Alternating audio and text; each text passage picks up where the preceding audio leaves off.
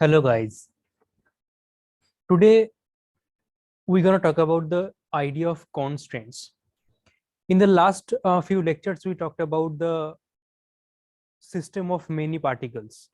There we learned the idea of the center of mass, then the how the law of conservation of momentum that comes through the weak law of action and reaction, then the conservation of then the conservation of angular momentum, how that comes through the strong law of action and reaction. The strong law of action and reaction is basically the weak law along with the central force. So then we talked about the conservation of mechanical energy. When if we have a system of particles, what should be the potential? How should we define the potential to get the conservation of mechanical energy? These are all discussed in the last few lectures. So in this lecture, we will talk about the constraints. So what are constraints? As the name suggests, the constraints are basically some equations or some conditions that restricts the motion. So let's say we have a particle in a 2D plane. Let's say we have a 2D plane, and there is a particle. So it can move freely in this plane if we have no further equation, no further constraints. Now let's say I put a constraint, I put a condition on it, like it has to move along the y-axis. So this condition restricts its motion, so it has to move along the y-axis. So it cannot be here, it cannot be here. So these positions are not allowed for this particle. So it has to be along, I mean it has to be along these points, in these points. Okay, so I am saying that, like, in words I am saying like it has to move along y-axis. So that's the condition. Now how do we write it mathematically? We just write it x is equal to 0. So that will constrain it to move along the y-axis. So this is called the equation of constraint in this case. So constraints are the conditions that restrict the motion of a particle. And how do we write the constraint? These are just equations. Another example we can take, like let's say in 3D,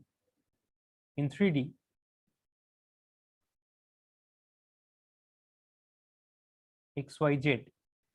So if there is a free particle, then it can move anywhere. The whole 3D space is free to roam for the particle. Now let's put a constraint on the particle, put some condition. So let's say I am putting a rigid sphere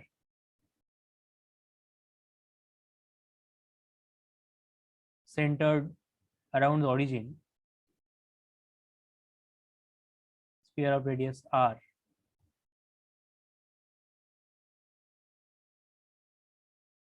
and the particle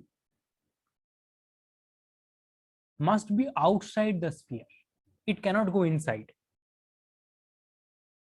So now the whole space is not free to roam for the particle. So particle cannot go inside. So how do we write this condition mathematically? The equation should be x square plus y square plus z square. That should be greater than equal to r square.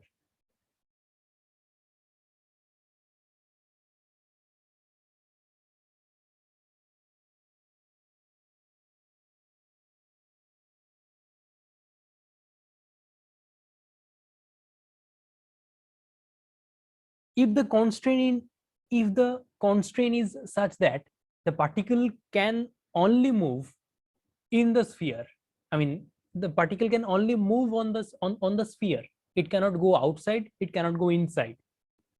So then the constraint will be something like x square plus y square plus z square equal to r square.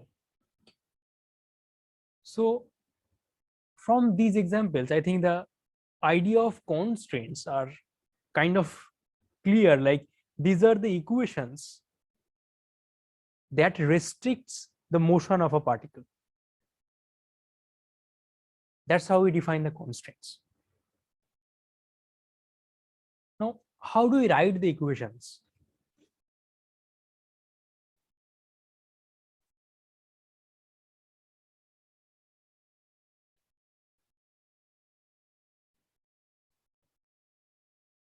So let's say we have n number of particles. Then this kind of equation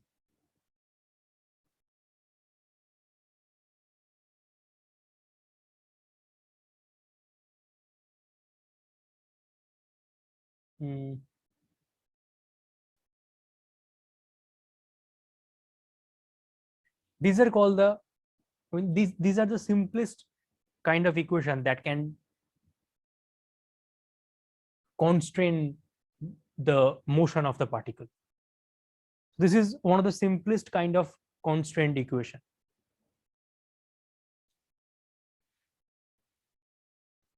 So when the constraint can be written in this kind of form, then the constraint is called the holonomic constraint.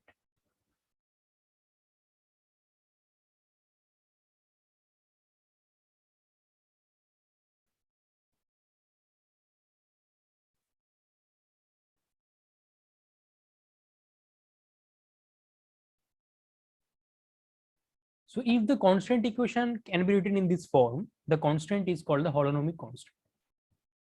So for example, this is a holonomic constraint, but this is not. This is not holonomic. This is not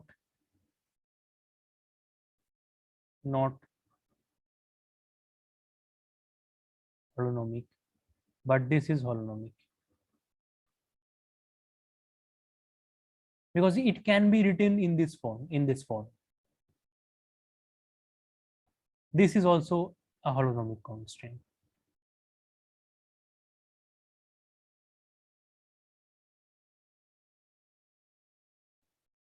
So depending on whether the constraint can be written in this form, in this particular form or not, the constraint is called holonomic or non-holonomic. So let's say this, let's call this equation 1. So now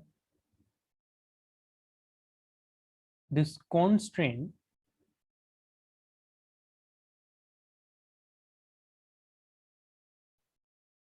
this can be divided into two parts. I mean, this can be of two types. One is holonomic,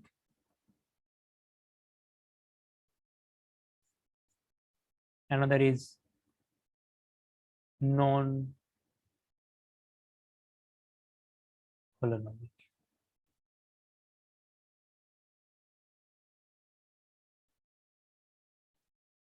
So holonomic means constraints that can be written in the form of equation 1, and non-holonomic means those can't be written in the form of equation 1. So there are a few examples. I have already uh, given these two examples, like this a particle constant to move along the y-axis, or a particle in 3D, but it is constrained to move um, along the, I mean, on the surface of a sphere. So these are called the holonomic constraints. And the non-holonomic constraint is, let's say this is the non-holonomic constraint, where the particle is allowed to move outside the surface of a sphere. It is also allowed to move on the surface of the sphere, but it cannot go inside.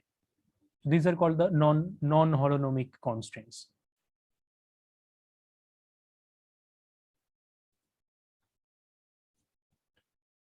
So, for example,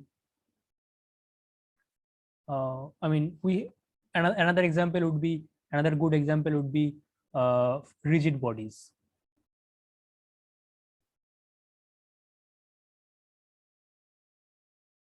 Like for rigid bodies, let's say we have in number of particles that constitute the rigid body.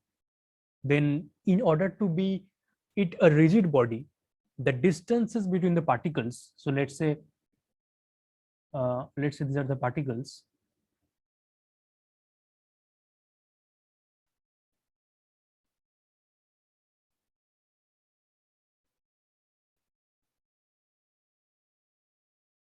And these are the distances.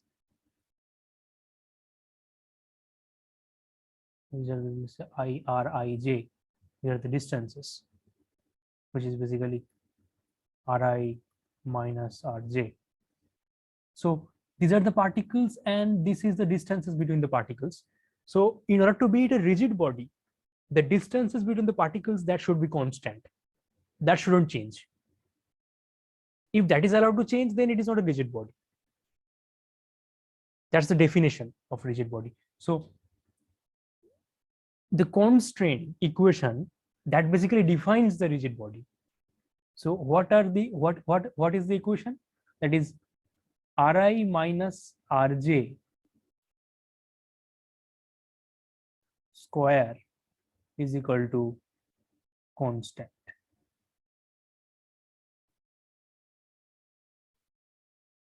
Okay, so this is a holonomic constant. It can be, it is written like, so we can write it like Ri minus Rj minus constant is equal to 0, which is basically f of Ri comma, I mean f of function of Ri is equal to 0. So this is written in the form of equation 1. This can be written in the form of equation 1. So rigid bodies, the constraints, the constant equation that formulate a rigid body, those are holonomic constraints.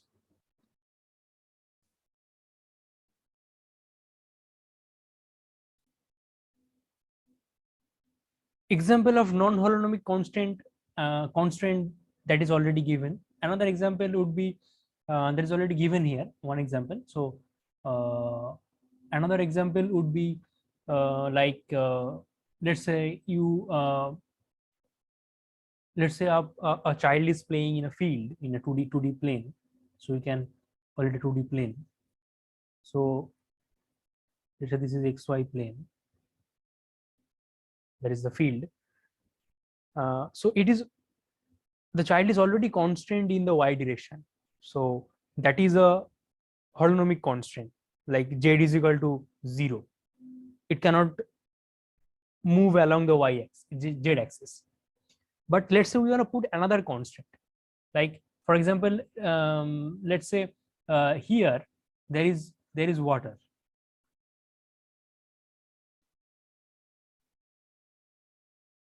So there is water in this region. So in the negative x-axis, negative direction of x-axis.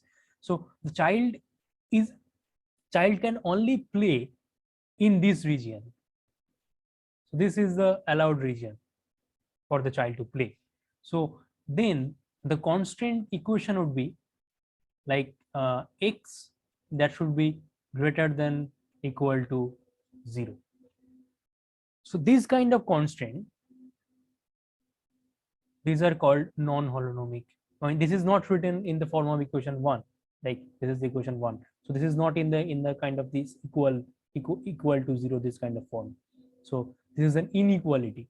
So this x greater than equal to 0, these kind of relations are called inequality. So this is an example of non-holonomic constraint.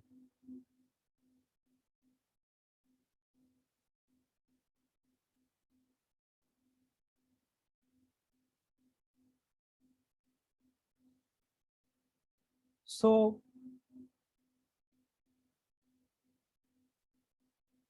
one thing is quite clear, like constraint,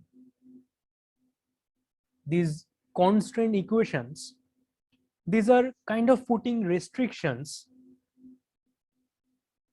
on the particles, or in other words, it is kind of removing its degrees of freedom. It kind of taking away the freedom of the particle. So if you have one particle that can roam in, that can move in 3D anywhere it want, but you give it an equation, you give it a constraint, and now its freedom is kind of limited. So you are limiting the freedom, degrees of freedom. So for let's say we have n particle and which can roam freely in 3 dimension.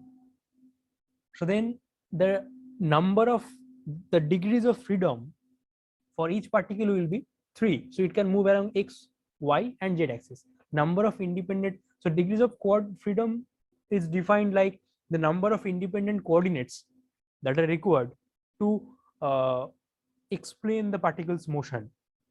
So for a single particle, we need only 3 coordinates, x, y, z. It can move along the x, y, z coordinate.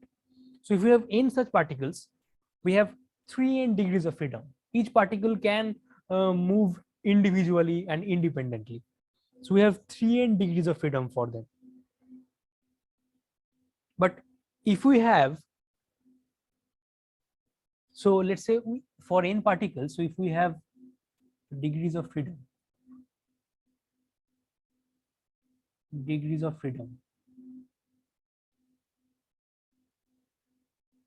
so if we have n particles all moving in 3D space independently,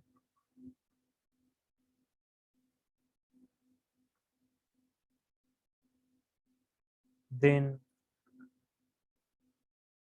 the degrees of freedom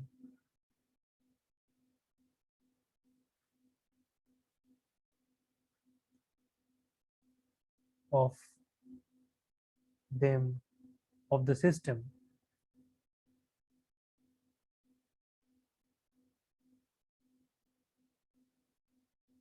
is 3n. For each particle, the degrees of freedom is 3. Each particle can have 3 degrees of freedom, and for n particles, we have 3n degrees of freedom. But let's say we are putting the equation of constraint there. So let me state it first and then explain. Now, if we put k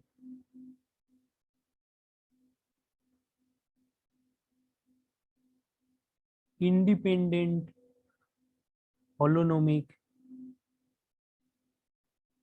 constraints,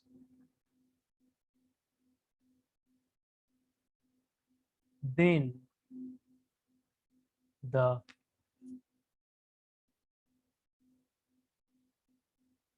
degrees of freedom of the system will be 3n minus k. So each independent holonomic constraint, they will take away 1 degrees of freedom. But to take away the degrees of freedom, the constant should be holonomic and independent. So for example, what if it is the constant is not holonomic, constant is non-holonomic? Can it take away degrees of freedom? Let's take an example. I mean, for let's say for this example. So initially if the water is not present, then the child have the entire 2D plane to play. But we are putting a non-holonomic constant. So initially it has a degrees of freedom, like it can roam, it can go along the y-axis also, it can go along the x-axis also freely if there is no water. But now we are putting water there. So that means basically we are giving it the child this constraint. And the constraint is non-holonomic. So in that case, the degrees of freedom that are restricted kind of, I mean, the child cannot go to the negative x-axis, but it can play in the positive x-axis. It can go along the positive x-axis. So that freedom is there. So its freedom, degrees of freedom kind of restricted, but it is not entirely taken away. So with this single equation, with one non-holonomic equation of constraint, the degrees of freedom is not entirely taken away. It can still move along x and y axis. It cannot move along negative y axis. It can move along the x axis, a positive x axis. So the 2 degrees of freedom which were before, this non-holonomic constant doesn't take the degrees of freedom away entirely. It just puts some restriction on that. But if it's a holonomic constant, let's say the child can move only, I mean, only along this y line, so then the constant will be x equal to 0. And in that case, there is no freedom in the x-axis. Only y-axis is there. So only 1 degree of freedom is available there. Now I think it's kind of clear why we need only holonomic constraints to take the degrees of freedom away completely. So each holonomic constant can take 1 degree of freedom away. But why this independent condition is required? Let's take an example. So let's say we have 2 particles. They can move along the x-axis. They can move only along the x-axis. So this is the origin. This is x-axis. This is the origin, and this is let's say particle 1. This is particle 2. So in this system of particles, we have, then for particle 1 we have 1 degree of freedom, it can move along the x-axis, and for particle 2 we have another degrees of freedom. These are independent, so they can roam independently. So that means we have 2 degrees of freedom.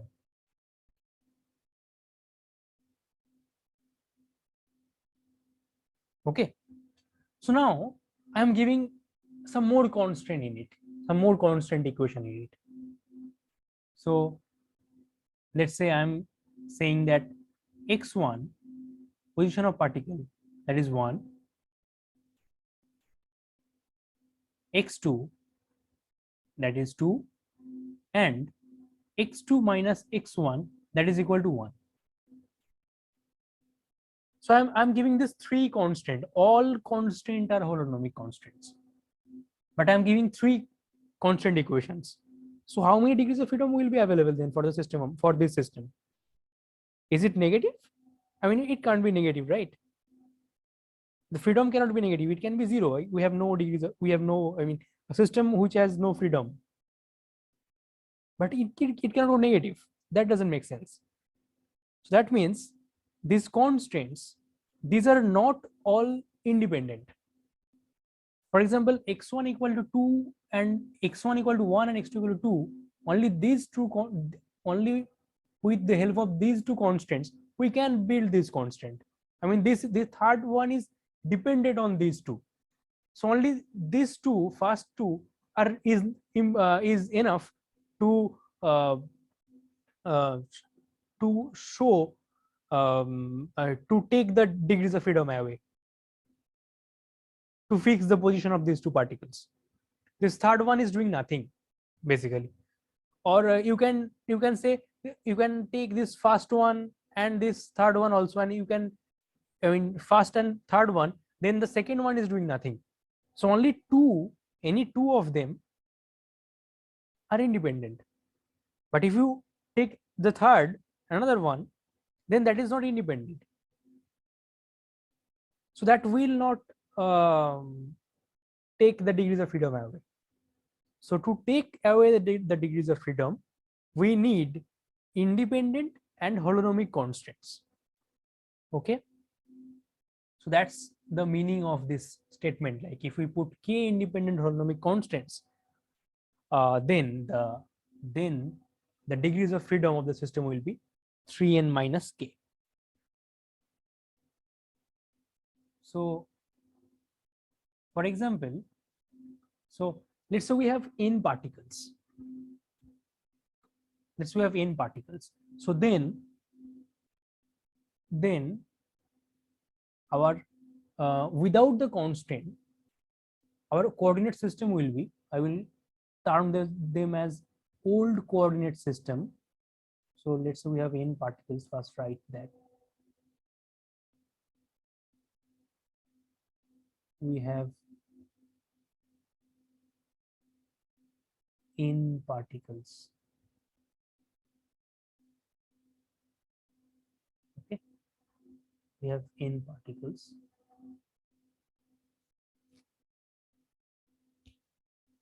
So then there are 3 n degrees of freedom to them without any constraint. So without constraint,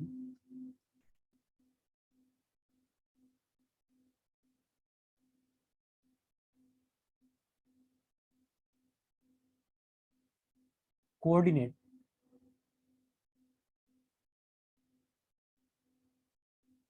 of the system, that is R1, R2, dot dot dot dot Rn. So for R1 vector, that means we have 3 freedom already there, x1, x2, and x3. 3 coordinate, 3 independent coordinate already there. So these are the, I mean, let's call it the old coordinates that we needed to explain them. So we can always use these coordinates to trace the motion of these n particles. But if we put their constants, let's say we put k constants. Now we put k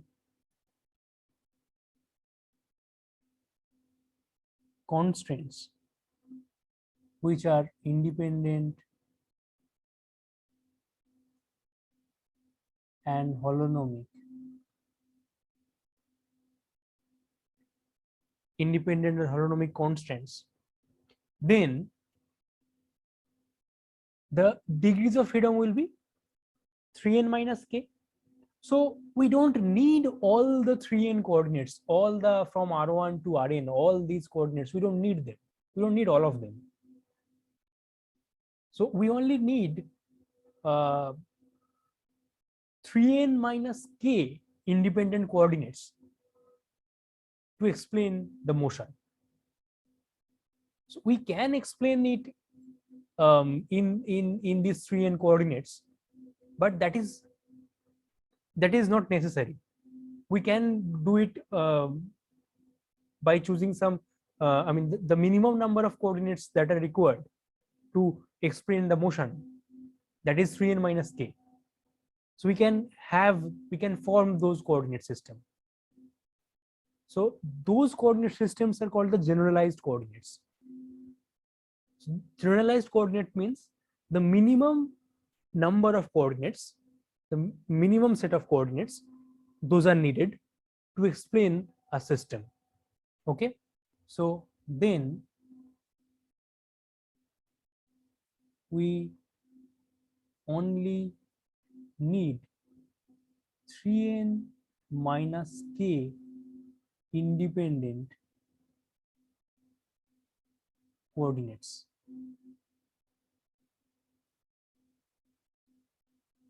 We don't need this 3n huge number of coordinates anymore. So these coordinates are called generalized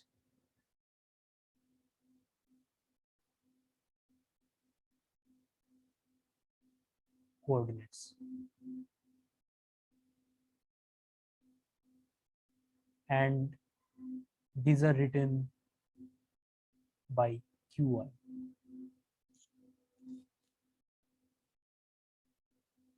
So in terms of these generalized coordinates, so there are 3n minus k number of these such generalized coordinates. So each of these R1, they can be expressed in terms of this generalized coordinates.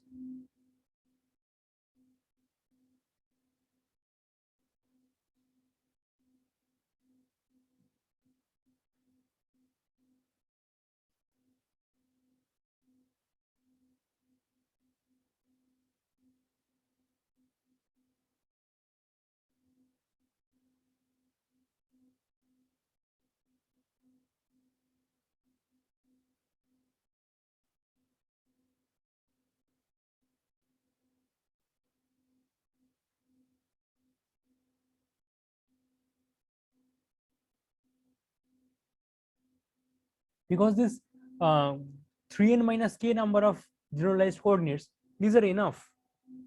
These are enough to explain the motion of n particles under k number of constraints.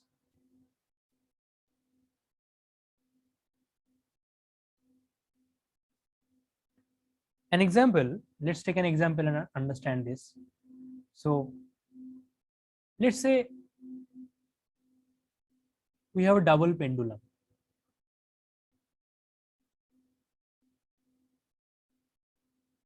So before that, let's say we have a single pendulum. So example is single pendulum.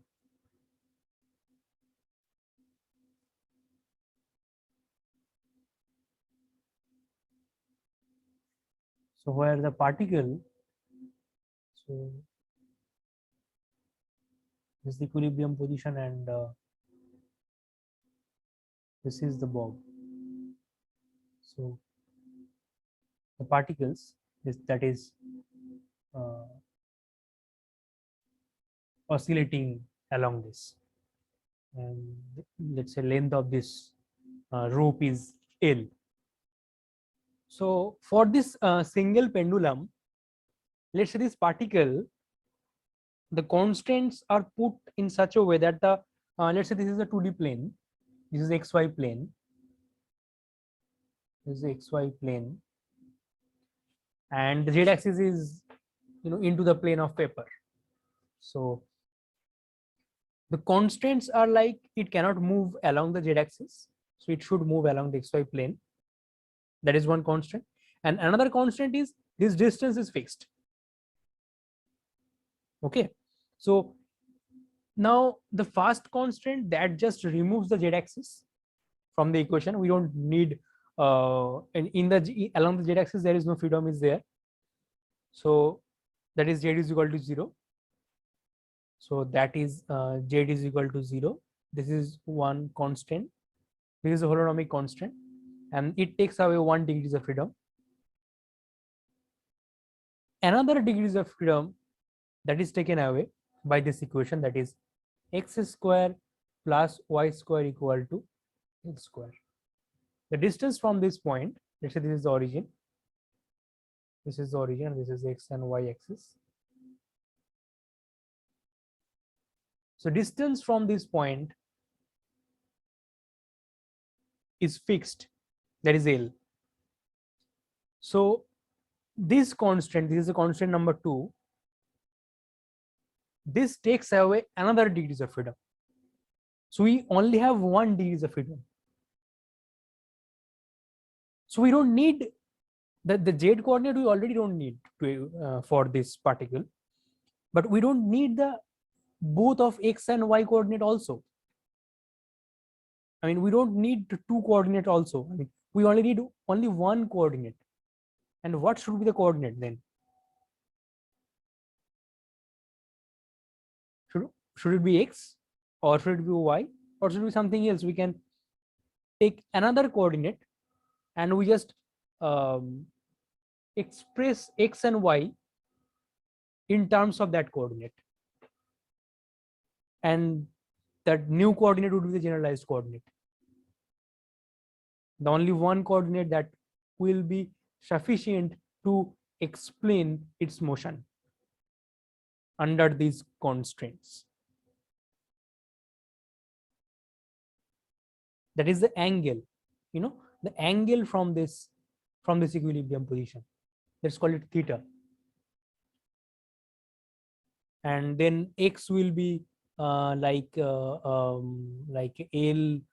sine theta, and y will be L minus L cos theta.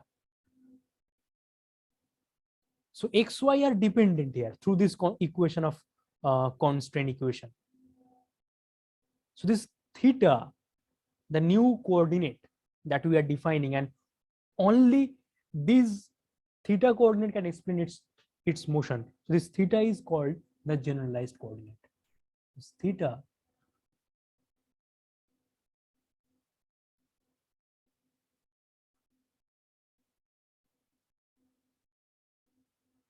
theta is called the generalized coordinate. So we only need this theta to explain its motion, because other things are already restricted through this constraint.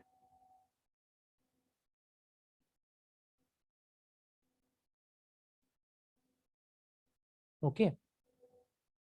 Another example would be for, say, let's say double pendulum.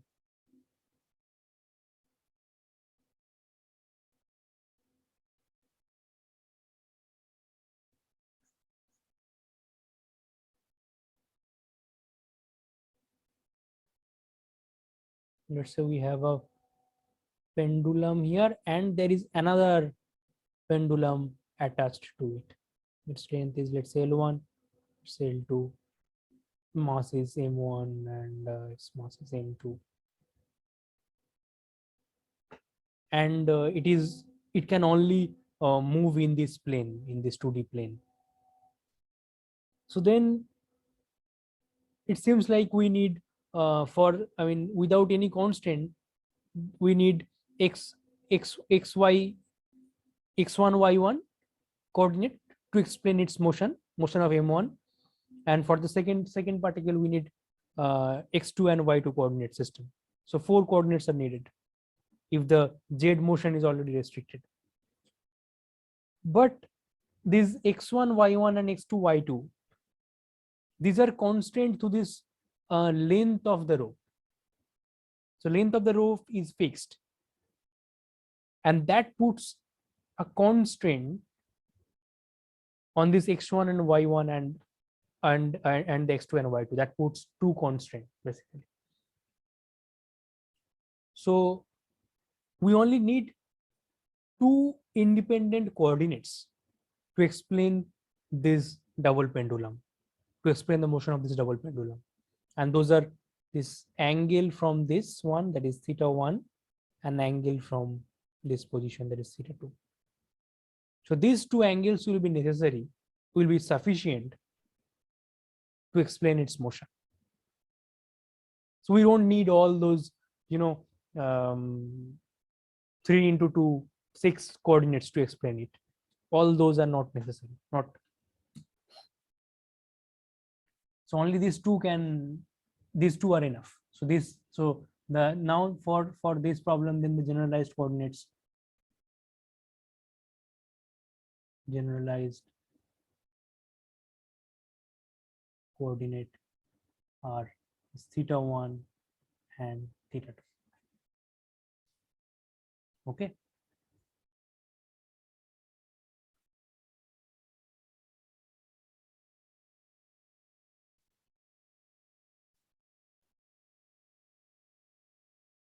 So there are other types of uh, non-holonomic constraints. So we show one type of non-holonomic constraint,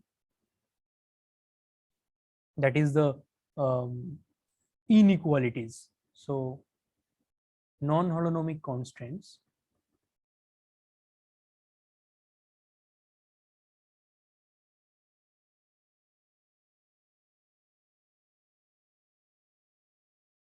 so one type we already saw, that is the inequalities.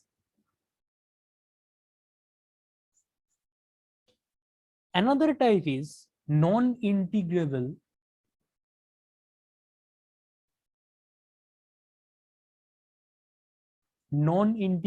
differentials.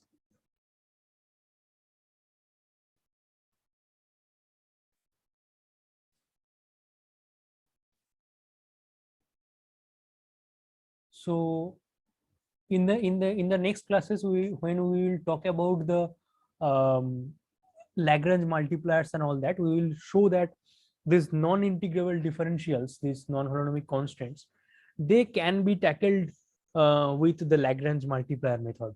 So they can be uh, solved via. So we'll come to it later in later videos.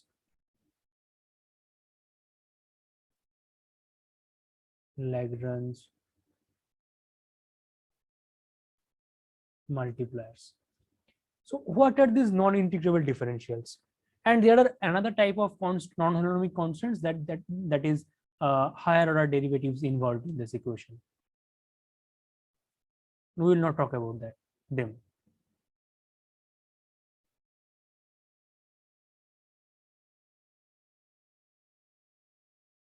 Okay. So for the time being, let's concentrate on this non-integrable differentials. So what are these? These are basically constraint on velocities, on the derivatives of this position coordinates. These are r coordinates, derivative of these coordinates. Not This is not the constant on the coordinates directly. Okay. So these are basically conditions on velocities. Now let's take an example and understand this. Okay.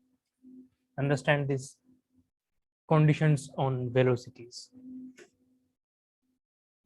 So let's say we have a disk and it is moving along this path. Let's say. So this is the disk we have.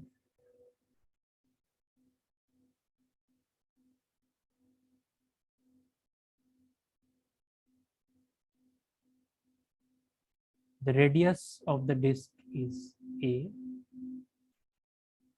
Let's say this angle is phi, and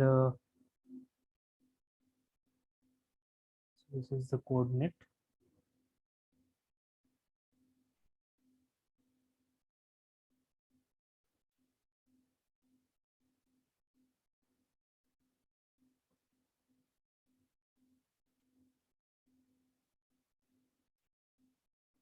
Okay.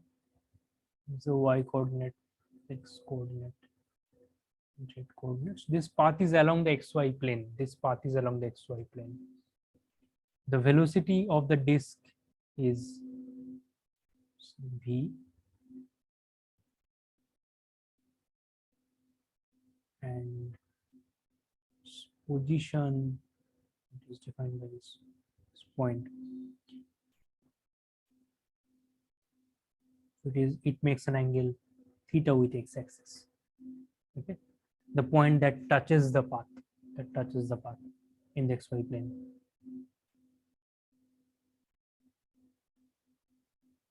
So now the velocity v, that is equal to a into phi dot. This is the magnitude of velocity. So along the x-axis, its velocity will be x dot. X component of its velocity will be v sine theta, and y component of its velocity will be y dot equal to v minus v cos theta. Then if we put this v in this equation, then it will be x dot, that is dx dt, is equal to a d phi dt into sine theta. And this means if we remove the dt, this means dx, it means dx, and this take a d phi sine theta in this side, so then it will be minus a sine theta d phi is equal to 0, and another equation will be dy dt, dy dt, this is equal to minus of a d phi dt cos theta, which will be basically dy plus a cos theta d phi is equal to 0. So these two equations, now these two are the equations of constraint for this motion. But these are not in this form. These are not in the form of equation 1. Right? So this is the form of equation 1. So these are the equation of constant in terms of the coordinates like x, y, z. But this is not in that form. These are in the form of differentials. The differentials of x and here the phi. Okay. So these are in the form of differentials. So we can write the equations in terms of the coordinates like the x and y only if we solve it. We solve the equation. Otherwise, we can't write it in the form of equation 1. So these kind of constraints which cannot be written in the form of equation 1, that means which cannot be integrable under without solving the equation, without solving the problem, which cannot be integrable. So these kind of constraints are also called the non-integrable differential constraints, which are basically non-holonomic constraints. Okay. So these kind of constraints can be solved using the Lagrangian multipliers method, and we will discuss about them in later videos. And depending on whether the constraint explicitly depend on time or not, we can divide this constraint in two parts. So here we can there can be two types of constraint that we already discussed, that is holonomic and non-holonomic, depending on the type of the constant equation. But whether the equation of constant depends on time or not, explicitly depends on time or not, depending on that, the constant equation can be divided into two parts. There are two types of constant equation. So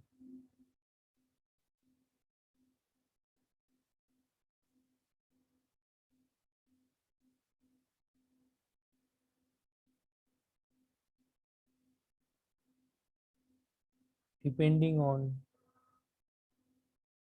time dependence, constant equation, constraints. Whenever I say constant, it means constant equation. That can be divided into two parts. So one is scleronomous or scleronomic constraints.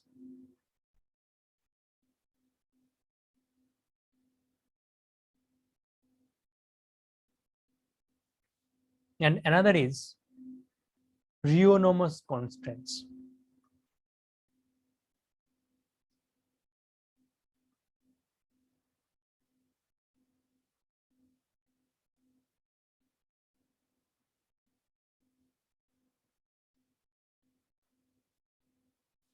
Scleronomous constant means not explicit time dependent.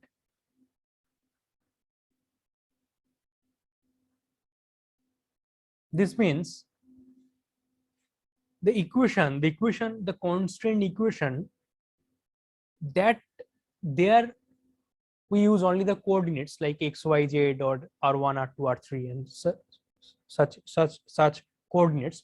These coordinates can have time dependence, but the constant equation, that there the time variable doesn't come explicitly. But here, for rheonomous constraints, time can come in the equation explicitly.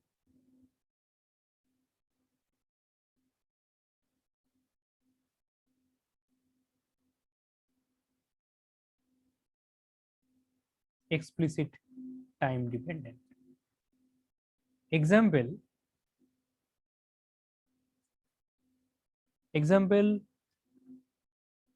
a bead sliding on a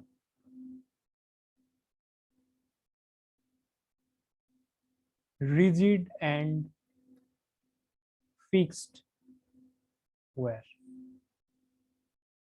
So in that case, if a bead is sliding on a rigid and fixed wire, then its equation of motion, the coordinates we will use, there will not be explicit time dependence.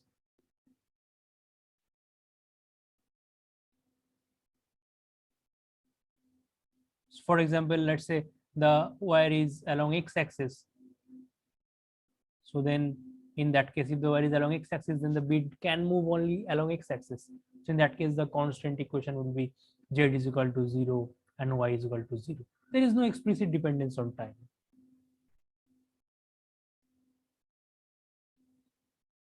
But for rheonomous constraints, example like if the wire that has a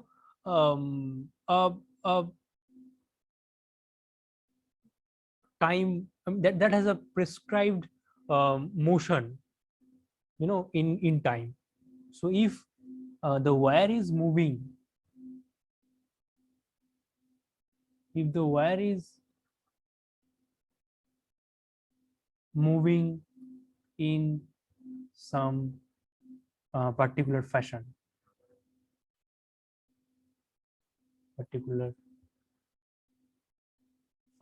in time, so in that case, depending on time, the constant equation will be different. So the constant equation will have explicit time dependence in that case. So these are the two types of constants based on the time dependence. So I think these are pretty much all about the constant and the degrees of freedom, how the constant control the degrees of freedom. From the next lecture, we will talk about the D'Alembert's principle and the Lagrangian equations. Okay, thank you.